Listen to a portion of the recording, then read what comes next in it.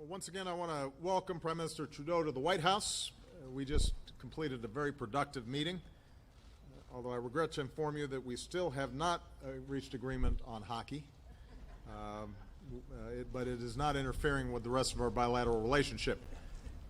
As I said earlier, this visit reflects something we Americans don't always say enough, and that is how much we value our great alliance and partnership with our friends up north. We're woven together so deeply as societies, as economies, that it's sometimes easy to forget how truly remarkable our relationship is. A shared border, more than 5,000 miles, that is the longest between any two nations in the world. Every day we do some $2 billion in trade and investment, and that's the largest bilateral economic relationship in the world.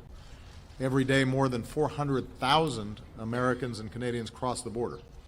Workers, business people, students, tourists, neighbors. And of course, every time we have a presidential election, our friends to the north have to brace for an exodus of Americans who swear they'll move to Canada if the guy from the other party wins. But typically it turns out fine.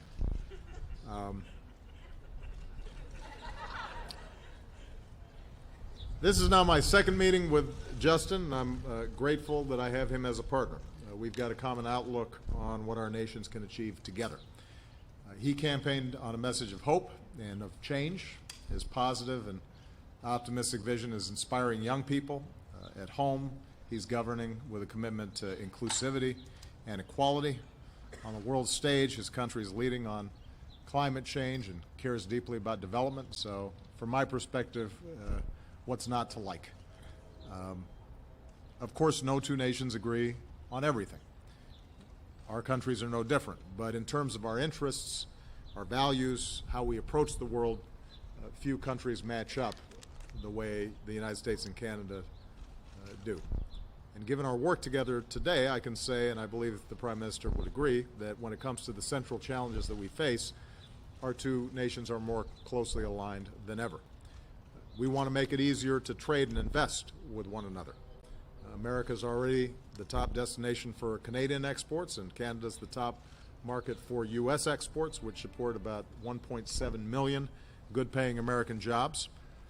When so many of our products, like autos, are built on both sides of the border in an integrated supply chain, this co-production makes us more competitive in the global economy as a whole, and we want to keep it that way. So we've instructed our teams to stay focused on making it even easier for goods and people to move back and forth across the borders, including reducing bottlenecks and streamlining regulations.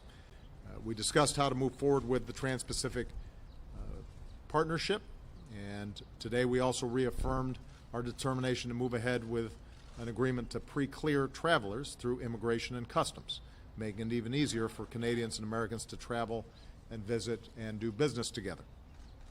As NATO allies, we're united against the threat of terrorism.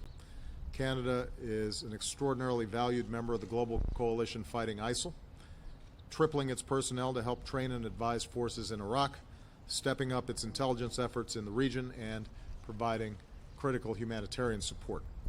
We're working closely together to prevent the flow of foreign fighters, and today we agreed to share more information, including with respect to our no-fly lists and full implementation